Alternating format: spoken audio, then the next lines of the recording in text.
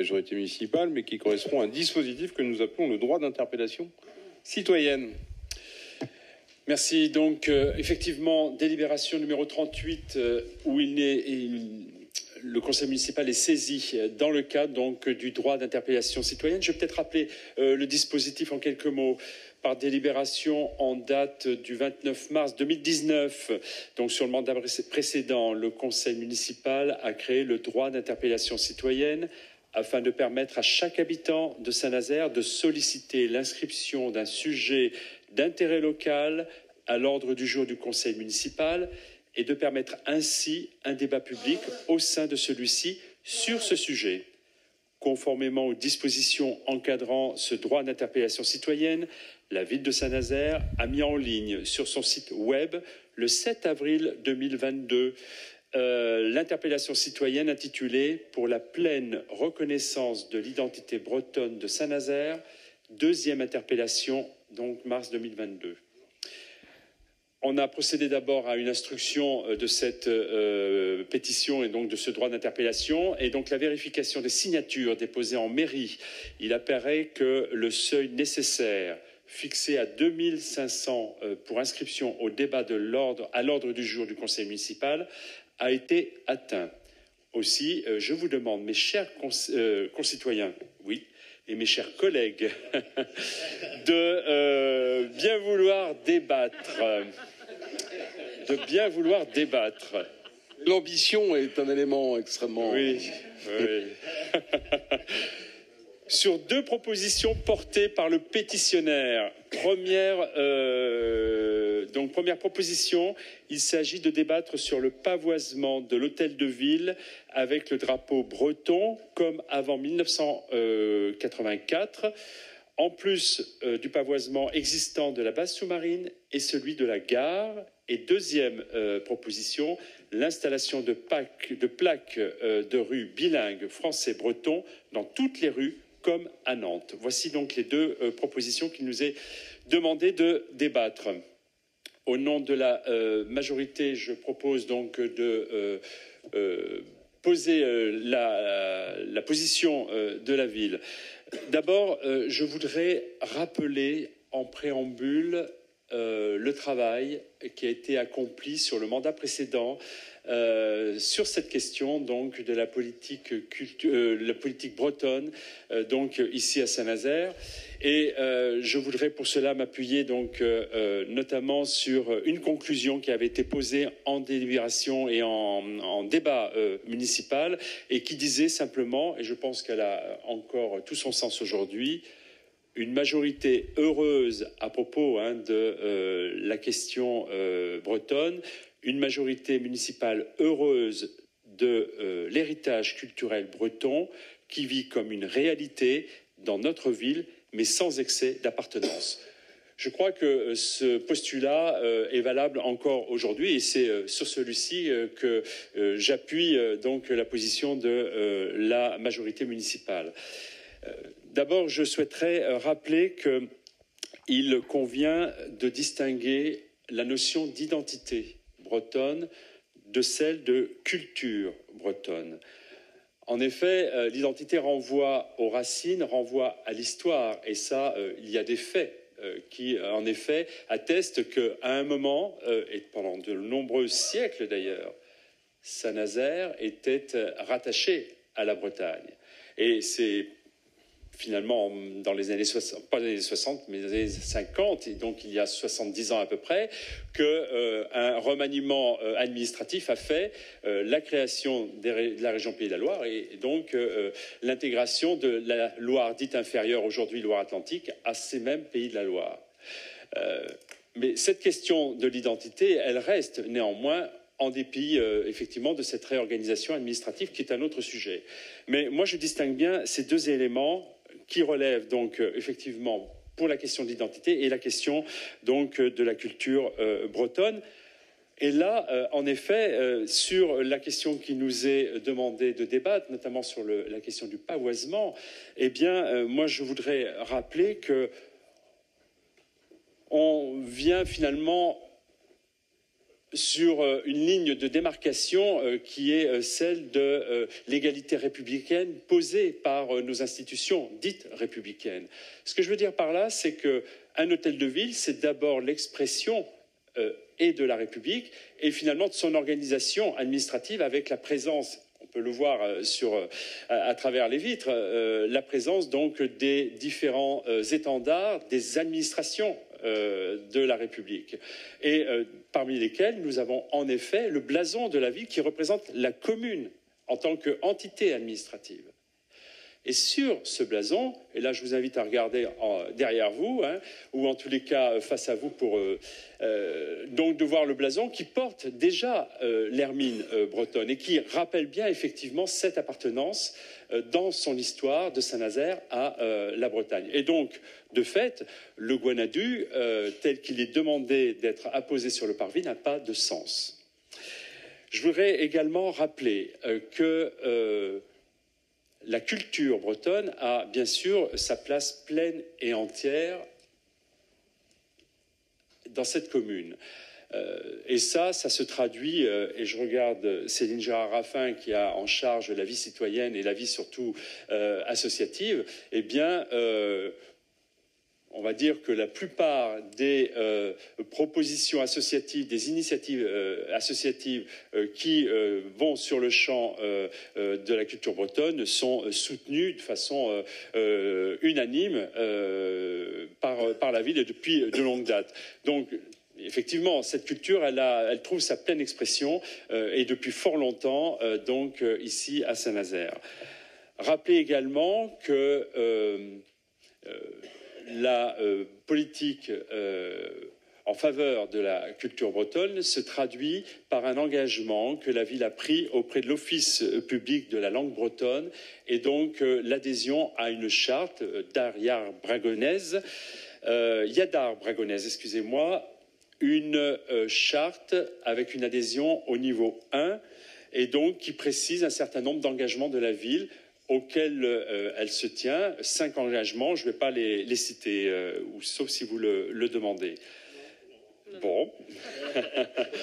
Voilà. Qu'est-ce que je peux dire encore ? Voilà, rappelez peut-être en guise de conclusion donc cette bienveillance que la ville exprime à l'égard de toutes les formes d'expression culturelle. Rappelez également en marge donc de cette adhésion à la charte le fait que la ville a également ouvert une classe d'enseignement bilingue à l'école publique Gambetta, école élémentaire, voilà, qui peut traduire s'il en était nécessaire effectivement cet attachement à cette culture et le fait qu'effectivement cette culture trouve sa place pleine et entière. Voilà ce que je souhaitais dire sur cette position et que donc, en conclusion, de dire que la majorité municipale s'oppose donc à la présence du Guanadu sur le parvis de l'hôtel de ville et elle s'oppose également donc à donner suite favorable à l'apposition donc de plaques bilingues sur l'ensemble des rues de la ville. Merci, Monsieur Ray, d'avoir exprimé le point de vue de l'ensemble de cette majorité municipale. Y a-t-il des prises de parole, Monsieur Billet? Attendez, on ne fait pas exprès, hein, sincèrement, mais c'est vrai que c'est... Non. Et puis il y a Madame Sarah Triffialer aussi. Oui, on va intervenir à 2 voix au nom de Europe Écologie Les Verts sur cette interpellation bretonne. Ça nous a permis un peu de faire le point. Alors je vais être un peu long, je suis désolé, mais je crois que c'est important de reprendre un peu de l'histoire parce que je n'ai pas, j'ai assisté, enfin j'ai revu les débats qu'il y avait eu au Conseil municipal en 2019 ici, puisque je n'étais pas présent. Voilà, ce droit d'interpellation citoyenne est intéressant parce que c'est une modeste fenêtre de tir pour la vie démocratique. Vous savez combien on est soucieux de ce manque de vie démocratique. Donc on ne peut se féliciter qu'elle soit utilisée. Une nouvelle fois, des citoyennes nazériennes se mobilisent pour interpeller les élus que nous sommes sur une visibilité plus forte du passé breton de la ville de Saint-Nazaire. Tout ça, il faut bien le reconnaître, est un déni de démocratie depuis plus de 50 ans.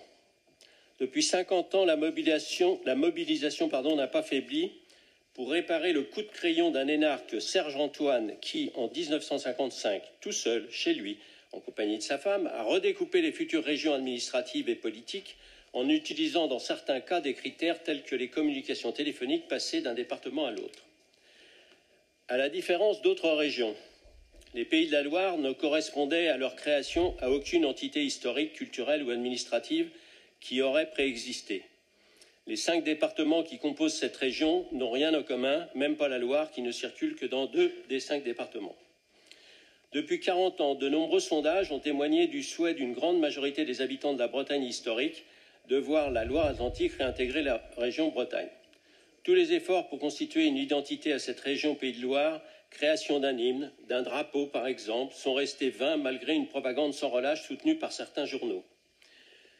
Depuis qu'une loi inscrite dans la Constitution définit les conditions qui permettent aux électeurs de demander l'organisation d'un référendum, des citoyens portent vainement cette demande. L'État et les collectivités se renvoient la balle pour ne pas y répondre. Cela a été le cas en 2018, quand une pétition de 105 000 signataires, soit 10% des électeurs en Loire-Atlantique, a été officiellement adressée au département. En 2020, avant les présidentielles, quand 200 élus de tous bords, plusieurs fédérations culturelles, le réseau Produits en Bretagne, 475 entreprises, a adressé aux candidats une lettre leur demandant de se positionner par rapport à l'organisation de ce référendum. La réponse est toujours l'atermoiement, la fausse promesse. Parallèlement à cette revendication d'intégration de la Loire-Atlantique et à la région Bretagne, on assiste à des demandes de reconnaissance de la dimension culturelle de l'identité bretonne qui s'exprime au niveau des collectivités pour prévenir la perte irrémédiable d'une richesse et d'une diversité qui fondent un sentiment d'appartenance. Ce sentiment d'appartenance, et je rejoins Michel Ray, n'a rien à voir avec une quelconque revendication identitaire. Elle est au contraire un facteur d'ouverture. Pour preuve, jusqu'ici, la région Bretagne, où ce sentiment est très ancré, a démontré dans les différents scrutins son hostilité au Rassemblement national. Et dans les différents pays européens qui soutiennent les langues régionales, la preuve n'a pas été faite que cela était une menace pour la démocratie ou la République. Par contre, aujourd'hui, la pression des nouveaux habitants sur le littoral pourrait développer cette revendication identitaire. Soyons vigilants. Lorsqu'on parle d'une histoire multiséculaire commune aux 5 départements de la Bretagne historique, il ne s'agit pas seulement de s'attacher aux emblèmes tels que le château des Ducs. Il s'agit aussi d'une histoire culturelle et sociale commune. Culturelle, la Loire-Atlantique a pris sa part dans le revival des années 70 qui se poursuit aujourd'hui dans les différents mouvements et créations artistiques. C'est aussi une histoire sociale. Toutes les luttes et grèves qui ont lieu à partir de la fin du XIXe siècle ont été portées par un mouvement qui irriguait une ligne de Sud-Bretagne qui allait de Nantes à Brest en passant par Saint-Nazaire. Ainsi les luttes de Le Carnet, Plogoff, Notre-Dame-des-Landes. Voilà, je passe la balle à Sarah. Rassurez-moi, ce n'est pas la balle de tir que vous évoquiez tout à l'heure. Madame Sarah Trichet-Allaire, vous avez la parole. Merci. Donc au niveau de Saint-Nazaire, la reconnaissance de cette part d'identité bretonne ne semble pas avoir suscité d'hostilité de la part des élus jusqu'en 1984, date à laquelle le drapeau breton a été destitué de l'hôtel de ville. Après une période de refus systématique de cette identité culturelle bretonne pendant les mandats de Joël Batteux, l'écoute et la prise en compte ont repris après son départ. En 2015, la ville signe la charte sur le bilinguisme, Yadar Brezonec. En 2019, une interpellation citoyenne ayant reçu plus de 3000 signatures et un travail en commission a amené un certain nombre de décisions. Le Gouanadu à la base sous-marine et à la place de la gare, l'appellation Bretagne plein sud dans les documents touristiques, panneaux d'entrée de ville, etc. Et en 2020, il y a l'ouverture d'une classe bilingue à l'école Gambetta. Il y a encore des interrogations comme par exemple pourquoi est-ce que la ville n'a pas été partenaire du festival Celtomania alors qu'il y a eu un événement comme le Bourgeois Gentilhomme Made in Braise. C'est une interrogation. Aujourd'hui, des citoyennes et des citoyens interpellent de nouveau notre collectivité avec 2 questions. Le pavoisement de l'hôtel de ville, donc, avec le drapeau breton comme avant 1984, c'est pas une nouveauté. L'installation des plaques de rue bilingues français-breton dans toutes les rues, comme à Nantes. Concernant le Gouanadu à l'hôtel de ville. Donc, rappelons que Nantes et Guérande l'ont adopté. Mais indépendamment de la question de fond, car nous ne sommes pas spécialement fans de la culture des drapeaux, chez les écologistes, le débat peut porter sur la question de l'impact que cet affichage aurait sur le rayonnement culturel et touristique de Saint-Nazaire, voire économique, car quand on met en parallèle le label produit en Bretagne et produit dans le Grand Ouest. Sans aller très loin, il suffirait d'interroger à l'échelle des pays européens, dans certaines régions de France, la perception qu'ont les gens de la culture bretonne et de la culture des Pays de la Loire, ou de leur demander s'ils vont en vacances en Bretagne ou en Pays de Loire. Enfin, cette reconnaissance peut être un facteur de cohésion sociale, dans un moment où l'arrivée de nouveaux habitants accuse les clivages entre les classes sociales plus favorisées et les autres. Il nous semble nécessaire que l'écomusée, par exemple, fasse une étude sur toutes les migrations que Saint-Nazaire a vécues, et c'est une richesse. Concernant les plaques de rue bilingues, 40% des toponymes de Loire-Atlantique sont d'origine bretonne, et environ 30% à Saint-Nazaire, pour ne citer que quelques-uns. Kerlédé, Trélan, qui est devenu Malon-Roland, Avalix, un quartier emblématique de Pinouette, la plage du Petit Trait, etc. Citons encore le quartier du Petit Maroc, qui a rebaptisé le vieux Saint-Nazaire en référence aux migrations du Sud-Bretagne, et en particulier de Douarnenez, où existe aussi un quartier nommé Petit Maroc. Certaines traditions ayant été importées. On parlait breton au Petit Maroc. Cette demande nous semble pertinente au regard d'un travail mémoriel, mais il serait facile de la réfuter pour des raisons économiques en ces périodes difficiles. Nous relierons cette demande avec le constat que beaucoup de plaques de rue manquent en de nombreux endroits de notre ville. Alors nous proposons, plutôt que de tout changer maintenant, de faire une transition vers des plaques bilingues. À partir de maintenant, toutes les nouvelles plaques seront bilingues, et là où il manque des plaques, il sera mis en place des plaques bilingues. Nous attirons aussi l'attention sur le nom des arrêts de bus. Il serait peut-être plus pertinent de ne pas oublier les toponymies bretonnes, comme cela a été fait lors de la création du réseau EDIS. Je vous remercie. Merci, madame. J'ai monsieur Caillot. Oui, bonjour. J'ai rien préparé, mais bon, je crains quand même que ce débat va aboutir au fait que dans 3 ou 4 ans, on aura la même interpellation. Ça, c'est à peu près sûr. Là, on est bien tous d'accord. Et on est bien tous d'accord, ça veut dire qu'on pose mal le problème. On pose mal le problème parce qu'on demande à des Bretonnants de nous le poser. On a sans doute un vrai souci sur c'est quoi l'identité nazérienne. C'est quoi l'histoire de notre ville. Alors, on a des travaux historiques qui sont faits par d'éminents retraités, souvent d'ailleurs. Moi, j'ai regardé une histoire, une identité, c'est se fait avec des habitants. Alors, je suis allé regarder un peu les populations de nos villes au 19e. En fait, Saint-Nazaire, c'était d'abord l'accumulation de différents bourgs, Méan, l'Immaculée, Saint-Marc et Pornichet. Et puis, ça comptait à peu près 3000, 3500 habitants, tout comme la ville de Bas-sur-Mer ou la ville de Châteaubriand. Qu'est-ce qui s'est passé à Saint-Nazaire? Il s'est passé quelque chose d'assez formidable, c'est-à-dire qu'au niveau du deuxième moitié du 19e, la population a été multipliée par 10. Et ça veut dire qu'il y avait des gens qui sont arrivés sur notre territoire. Ils étaient bretons pour certains, mais aussi vendéens ou angevins. Enfin, ils arrivaient de partout. Et on a, à cette époque-là, il faut quand même se dire qu'un vendéen était au moins autant un étranger que ce que l'on appelle aujourd'hui des gens issus de l'immigration. Je ne suis pas sûr que l'acceptabilité de la population indigène, on va dire des 3000 habitants de Saint-Nazaire, était aussi conviviale qu'on veut bien le dire. Là, je pense qu'on a un élément important de notre histoire, c'est en fait on est une terre de migration et d'immigration. Et c'est ça peut-être qui nous fédère. C'est peut-être ça qui fait qu'on a une histoire commune sur cette ville, parce qu'on ne peut pas dire que Saint-Nazaire est foncièrement bretonnant. Honnêtement, je ne sais pas. Autant Bas-sur-Mer, Guérande, il n'y a rien à dire. Guérande, la ville de Saint-Nazaire, il a fallu qu'elle attende à peu près 1960 ou 1865 pour être plus grosse que Guérande. Donc, je ne sais pas. Je pense qu'on ne pose pas le problème.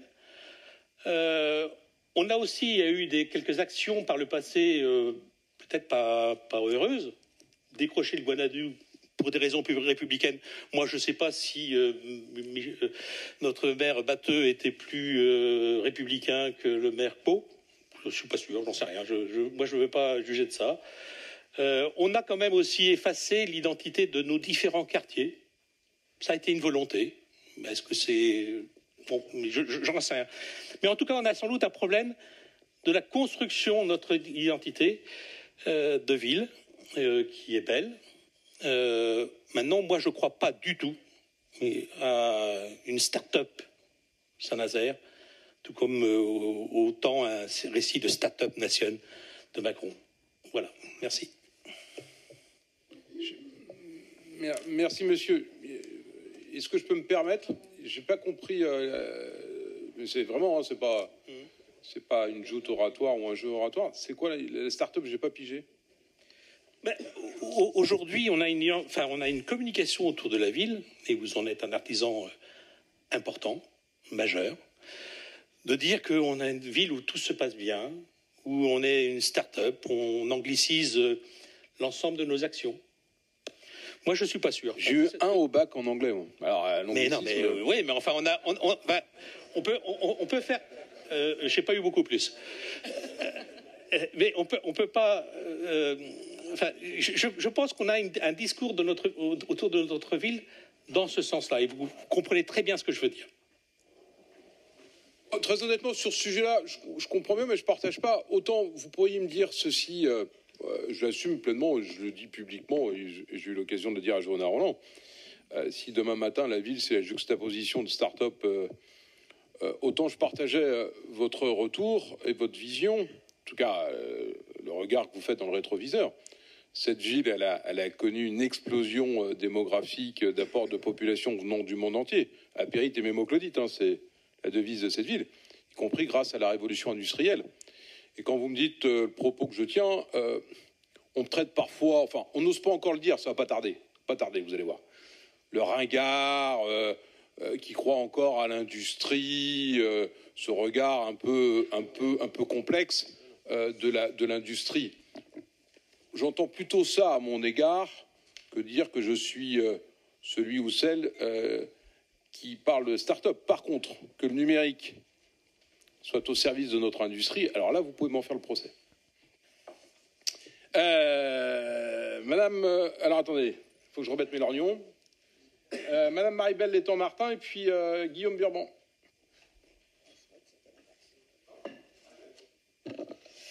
Je vais y aller. Je ne vais pas forcément faire plaisir à tout le monde, mais peu importe. Donc, le drapeau breton, il a été créé en 1923 par un certain Maurice Marchal, qui s'est depuis baptisé Morvan Marchal. Donc, le drapeau breton, avec le symbole de l'hermine, il oppose la Bretagne ducale à la Bretagne républicaine. Et donc, avec les 5 branches noires, représentent les évêchés de Haute-Bretagne, les 4 bandes blanches, les évêchés de Basse-Bretagne. Et il s'agissait là de symboliser la Bretagne d'avant la Révolution française, en vue de la faire advenir contre la France républicaine. Et apposer ce drapeau-là, sur le fronton de la mairie, serait une erreur. Parce que les mairies, les communes, sont bien l'endroit où tous les citoyens, à égalité de droits, ont droit de citer. Et il n'y a pas d'identité dans ce domaine-là. Et à partir de là, et il en est de même sur toutes les communes de France, pour qui que l'on soit, indépendamment de nos lieux de naissance, de nos lieux d'activité, de nos lieux professionnels et de nos lieux d'habitation. Et c'est ce qui crée notre unité indéfectible, ici, partout, en tant que citoyens républicains de la République française. Je vais me permettre de citer Victor Hugo, qui disait « La liberté, c'est le droit, l'égalité le fait et la fraternité un devoir. La liberté, c'est le droit parce que nous avons le droit fondamental de pouvoir exister en tant que citoyen et non en tant que sujet de Sa Majesté. L'égalité le fait parce que pour pouvoir être libre, il faut avoir l'égalité de droit. Et la fraternité a un devoir parce qu'elle vient parfaire les deux premiers principes de la devise républicaine. Et c'est cet ensemble-là indéfectible qui nous fonde en tant que citoyens avec la liberté absolue de conscience et non pas en référence à quelque identité qu'elle soit. Et la liberté absolue de conscience, c'est ce qui nous confère d'avoir une conscience, des opinions et de pouvoir aussi les faire évoluer et d'en changer. C'est ça qui fonde notre liberté fondamentale.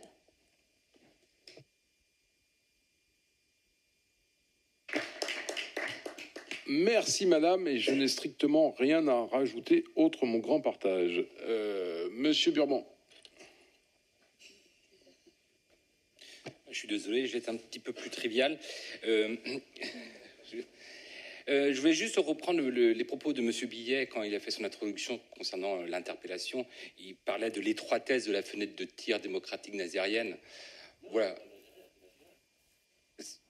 C'est pas ce que j'ai compris. Tout de moi, je vais quand même vous dire qu'à Saint-Nazaire, on a fait en ce début de conseil municipal le bilan des conseils citoyens de quartier et du dispositif d'accompagnement aux initiatives citoyennes, qui est un dispositif de démocratie participative qui existe à Saint-Nazaire, qui vit et qui vit bien, et que finalement, ce n'est qu'une partie de l'iceberg nazérien de la démocratie participative, parce qu'on aurait pu présenter aussi le conseil des aînés, jeunes en ville, les commissions extra-municipales, les différentes concertations. Donc voilà, je pense qu'en termes de démocratie participative et de possibilité qui est donnée aux habitants de s'exprimer, de faire Saint-Nazaire, les dispositifs, on en a plein. Voilà, c'était juste pour l'information de tous. Merci en tout cas, mesdames et messieurs, d'avoir donné d'une part vos positions, et on voit bien d'ailleurs que ça peut transgresser les différents groupes, les différentes sensibilités. Vous avez entendu les expressions, notamment de la position municipale de cette majorité par le biais de Michel Ray et par d'autres ensuite. Et donc ce débat donnait acte. Permettez-moi 2 commentaires en marge, pas sur un sujet tel que nous l'avons évoqué. Je voudrais le dire très tranquillement, très sereinement, à Mme Sarah Trichet-Allaire. Vous le savez d'ailleurs, puisque vous avez été membre de la majorité, je passe beaucoup de temps à écouter, à regarder, à lire, et y compris parfois vous, puisque vous êtes sur la scène publique. Je vais vous dire un truc très tranquille. C'est pas parce que Nantes fait que Saint-Nazaire doit faire. Et ça fait plus d'une fois dans la semaine où vous nous dites « Eh, Nantes a fait !» Ben Nantes a fait ce qu'ils veulent. Et Saint-Nazaire, on fait ce qu'on veut. Deuxième point, la fenêtre de tir, ou la petite fenêtre de tir, qu'a évoqué François Billet, mais on a toutes nos expressions, je vais me permettre d'en prendre une autre. Il y a quelques années, on m'a eu. On m'a abusé. On m'a trahi. J'ai participé à exprimer un point de vue démocratique. On m'a même invité à une consultation populaire ou à un référendum. On ne m'aura pas 2 fois.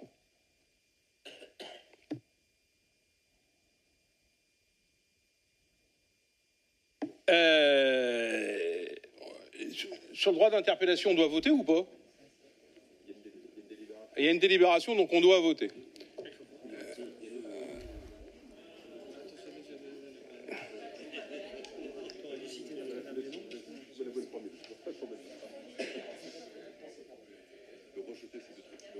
On doit rejeter la proposition. On doit voter ou pas? C'est la première. Hein. Donc je dois voter quoi, moi? C'est qu'il y a un loup. Donc je vous demande, après vérification auprès du service juridique que je remercie, je vous demande d'émettre un avis défavorable et donc de voter pour cet avis défavorables, c'est ceux qui ne souhaitent pas. Voilà, donc c'est le 1. C'est ceux qui souhaitent la mise en place de ce drapeau et les doubles plaques appuieront contre.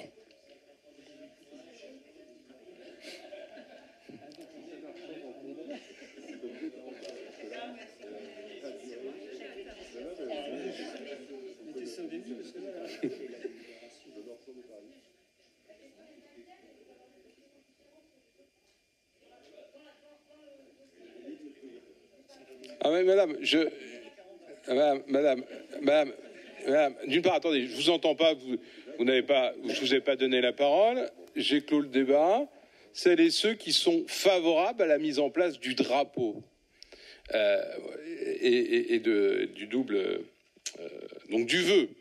On vous a fait part de la délibération. C'est ceux qui sont d'accord avec la majorité municipale, c'est-à-dire d'émettre un avis défavorable, votent pour. C'est ceux qui sont favorables à la mise en place du drapeau et le doublement, la traduction des plaques partout dans la ville, votent. Si vous êtes d'accord avec la majorité municipale, vous votez 1. Si vous êtes contre la majorité municipale, vous votez 2. Et puis si vous n'avez pas, parce que j'ai entendu, ou en tout cas, c'est pas si simple que ça, ben vous abstenez. Puis celles et ceux qui ne veulent pas participer au vote, ils appuient sur 4.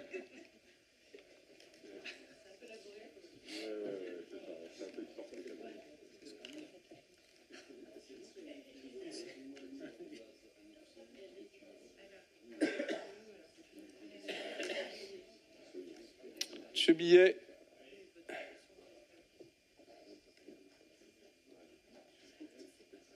Bien. Donc on a 10 abstentions et on a 38 élus qui ont refusé le vœu qui a été exprimé, le point de vue, c'est-à-dire de mettre en place le drapeau breton et la traduction de l'ensemble des plaques de rue. On va passer, ne vous inquiétez pas, je l'ai bien sous les yeux, à huis clos. Je vais demander aux hommes et aux femmes qui sont dans le public de nous quitter. Il y a des avis contraires, des abstentions. Tout le monde accepte le huis clos. Et donc, je vais vous demander, mesdames et messieurs, de quitter la salle, conformément au droit.